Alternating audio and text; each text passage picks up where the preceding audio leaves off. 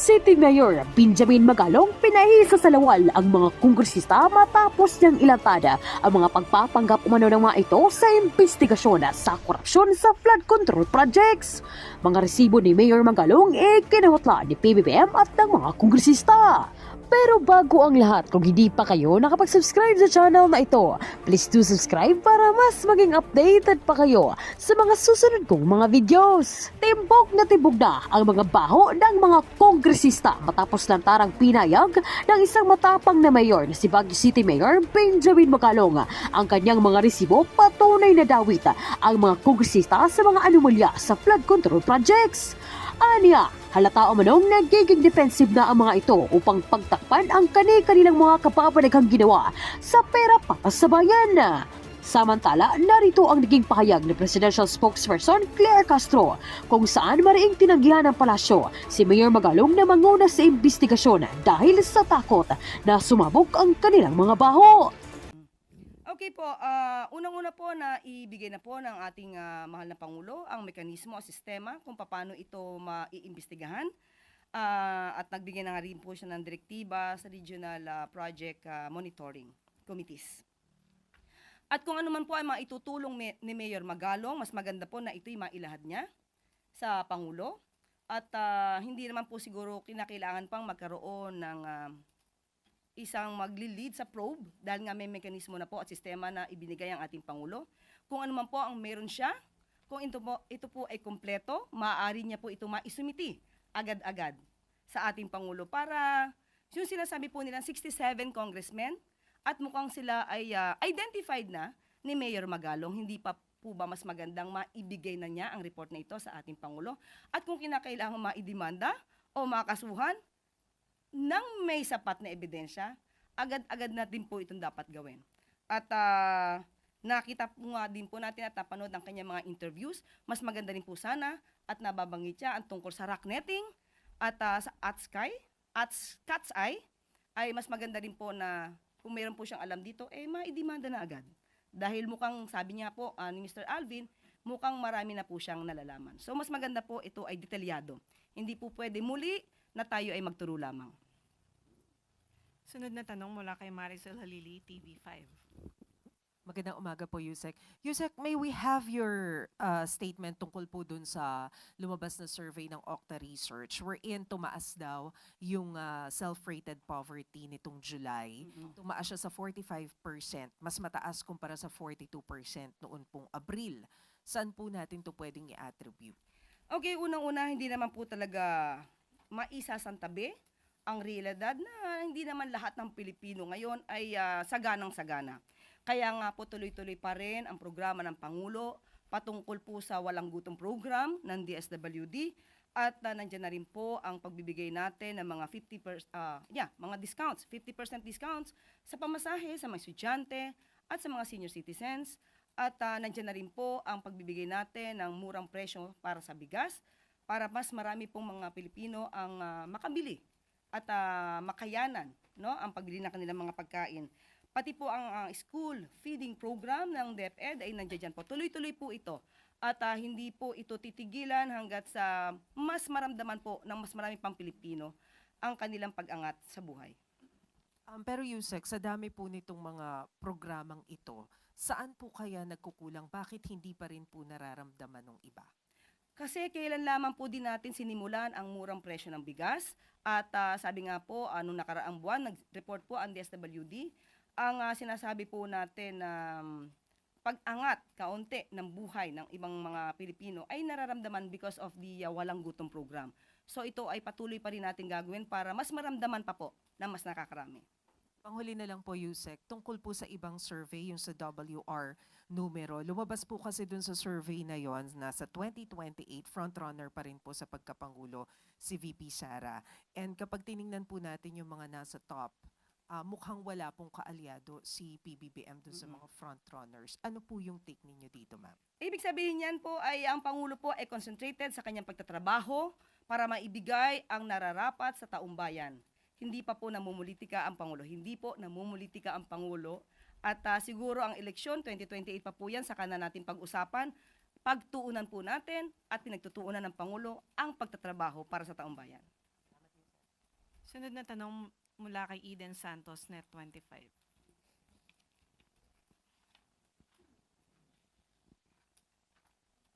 Yusek, good morning po. Regarding po dun sa GSIS investment, since na laman na rin po ito ng Pangulo, although sabi niya wala siyang alam doon, meron na po bang aksyon na ginagawa ang Pangulo para po mas maimbestigahan pa ito o malaman pa po ito at ano yung kanyang gagawin, bagaman na suspendido na rin naman po for a while yung nangunguna sa GSIS, si President Veloso. Sabi po ni Senator Risa Hontiveros ay hindi po ito katanggap-tanggap na yung pera ng taong bayan ay gagamitin po sa sugal or invest po sa sugal. Mhm. Kanina lamang po ay tinanong natin ang opinion dito. At ang ayon sa Pangulo ay inaaral pa po ito na mas malaliman. Most probably by next week at meron po tayong mabibigay na update patungkol po dyan. Thank you po. Sunod na tanong mula kay Let Narciso, DZRH. Good morning, Yusek. May mga transport grupo na naghain ng petisyon sa LTFRB para sa pisong dagdag pasahe sa jeepney. Paano babalansehin ng administrasyon yung kagustuhan ng Pangulo na maibsan yung gastusin ng ating mga kababayan, lalo na yung commuter, doon naman sa pag-aray ng mga driver at operator sa mahal na presyo ng langis? Totoo po yan, pero ang direktiba po ng Pangulo, ito po ay aralin dahil marami pong maaapektuhan dito. Hindi lamang po ang DOTR ang siyang mag-decide dito, kundi po ang buong economic team para po malaman natin kung kakayanin din po ng ating taong bayan ang dagdag pamasahe. Muli magkakaroon naman po ito ng consultation at mga public hearings para po mas maging balanse for both or among the parties. Kasama na po yung PUV operators, drivers, pati po yung mga commuters.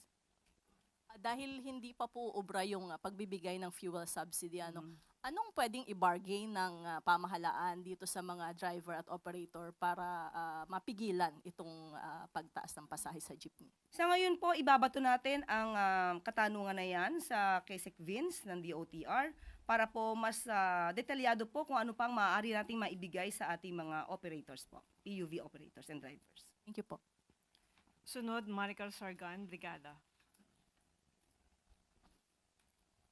Good morning po, Yusek. Regarding naman po ito dun sa mga insidente at saka po sa mga ilang krimen na kinasasangkutan po ng students and teachers na yung iba po nangyari pa sa loob and malapit sa eskwelahan. Maliban po doon sa mga ginagawa ng aksyon ng agency, ng DILG and ng DepEd, may specific na instruction po ba or directive si Pangulong Marcos and nakarating po ba ito sa kaalaman ng Pangulo? Aware po ba siya? Opo, inutusan na po ng Pangulong Marcos ang DepEd, DILG, PNP para po maisagawa ang masusing pag-iimbestiga patungkol po dito. Pati po ang DSWD ay tutulong po na makita at mamonitor kung ang child protection policy ng DepEd ay naisasagawa po sa bawat eskwelahan.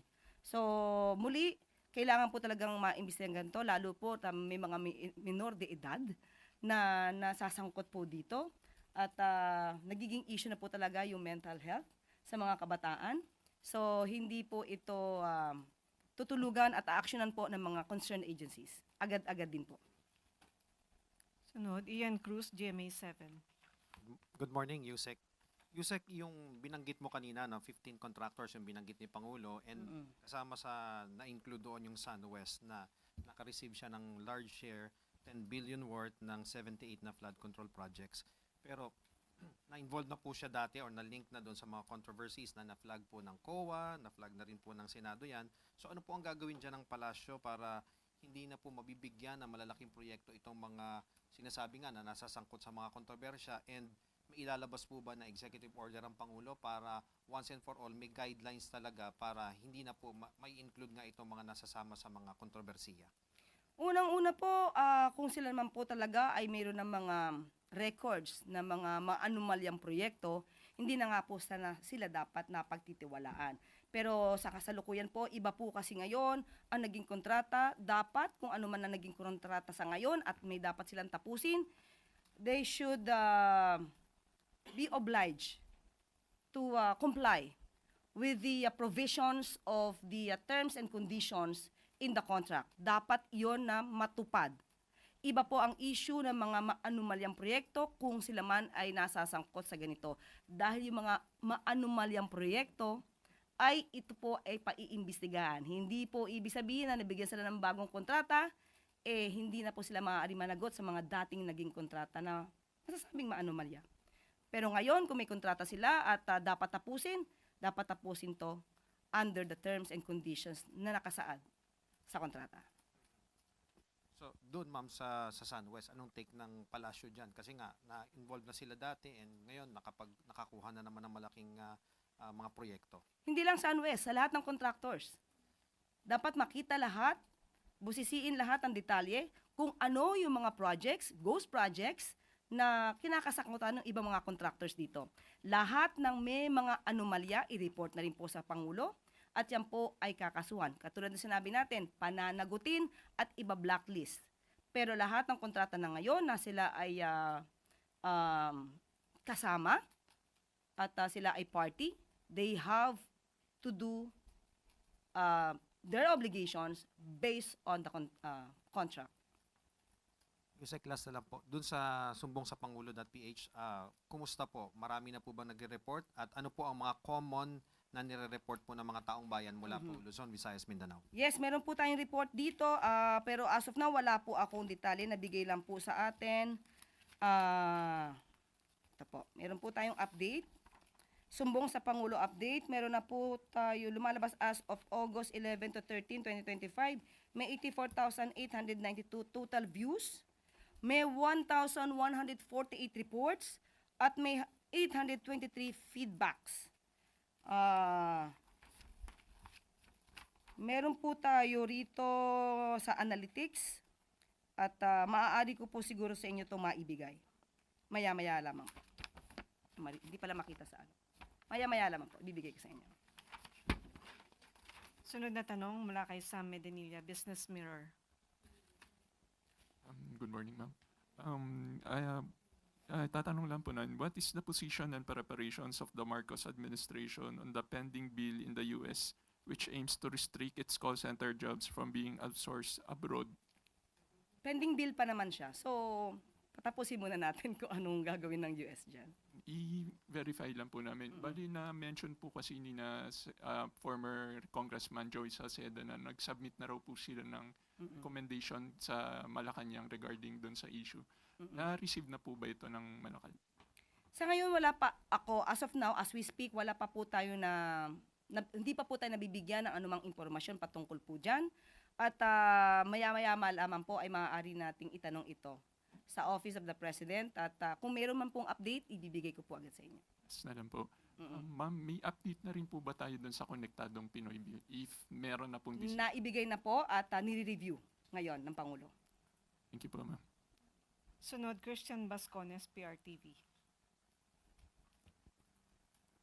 Yusek, Yes, yep, sir. pinirmahan ni Pangulo yung batas patungkol sa pag-postpone ng BSKE. Your thoughts coming from the palace po? Well, nagsalita na rin po dito ang Pangulo at kinakailangan po daw na talaga ma-postpone at dahil po halos nasabay po to sa BARM elections. So, bibigyan po daan ang BARM elections para po magkaroon po ng successful results itong BARM elections. At masyado po mapupuno talaga ang trabaho ng COMELEC kung pagsasabayin pa po ang barangay election sa December. Sunod, Tristan Nadalo, Newswatch Plus. Hi, good morning, Yusek. Just days after magkaroon ng collision between two China vessels, yesterday po, nagsagawa din ng Maritime Domain Awareness Flight, yung Coast Guard, wherein they reported na nagsagawa po ng dangerous maneuvering yung isang China fighter jet against Philippine Coast Guard aircraft. And nakakita rin po sila ng dalawang US Navy warships in Zambales din based on their monitoring. So, nakarating na po ba ito sa Pangulo? How concerning yung panibagong insidente ng dangerous maneuvering, this time naman sa airspace? Okay, muli nakausap natin si Commodore Tariela at sinabi nga niya yung presensya nga daw din po ng US Navy ships sa ating lugar, located approximately 102 nautical miles from Zambales. ito naman daw po ay in accordance with the international law. Kung ano man po ang mangyayari dito, ang sabi nga din ng Pangulo, ang administrasyon, ang gobyerno, ay hindi nagpo-provoke ng anuman, dumidepensa lamang tayo at pinapatuloy lamang ang pagprotekta at paglaban para sa ating teritoryo at sovereign rights. As follow-up lang po, yung China state media na Global Times, ang sabi po nila, following the incident sa Scarborough Shoal, is behind these actions lie the Marcos administration's attempts to divert domestic tensions and pursue political self-interest. Manila's scheme to cement its legal claims in South China Sea. Furthermore, sa bandang dulo po, sabi nila, if the Philippines persists its provocation, it will surely inevitably face more targeted countermeasures from China. Your Yeah. comment po. Yan po ang kanilang naratibo. Pero muli, uulitin ko lamang ang sinabi ng Pangulo. Tayo ay hindi aatras sa laban, pero hindi po tayo nagpo-provoke. We are not waging any war against any country. Tayo ay dumedepensa lamang para sa ating karapatan.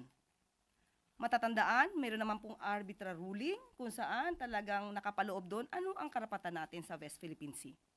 At yon ay dokumentado. So muli, ang Pangulo at ang administrasyon ay hindi po aatras sa laban dahil naniniwala ang Pangulo na ang bawat Pilipino ay matapang.